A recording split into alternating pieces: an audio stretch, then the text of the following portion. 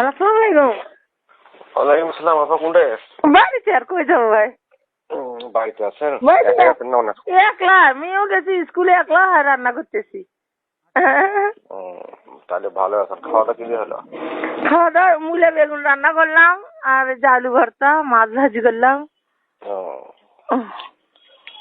তো এখন কোথাও ইয়াতে বের আছেন? হয়েছে, বের হলে বলে দোষ হয়, বের হয়নি আর।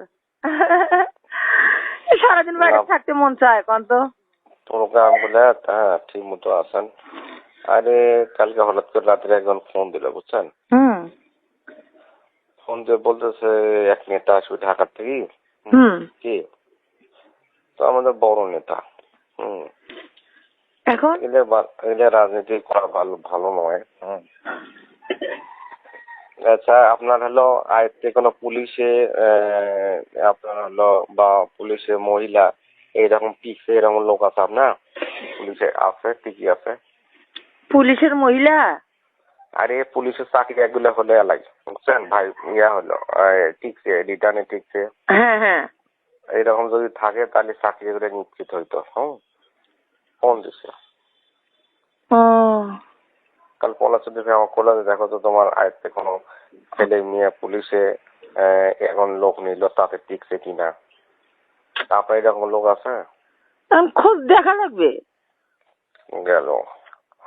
আর একটা কথা হলো, আপনার হাতে এমন কোন ইয়ে আছে যে 15-16 বছর বয়সী ঢাকাতে নিতে আসবে? তো কথার কাউকে বলা যাবে না আবার। না না, যেটা নিষেধ করবেন সেটা কি আমি বলবো নাকি? হ্যাঁ না, ওই বিশ্বাস করে আপনার কথাটা বলেছি। হ্যাঁ, কথাটা বলা যাবে না কাউকে। না না, সেটা হলো উপর থেকে নিতে আসবে।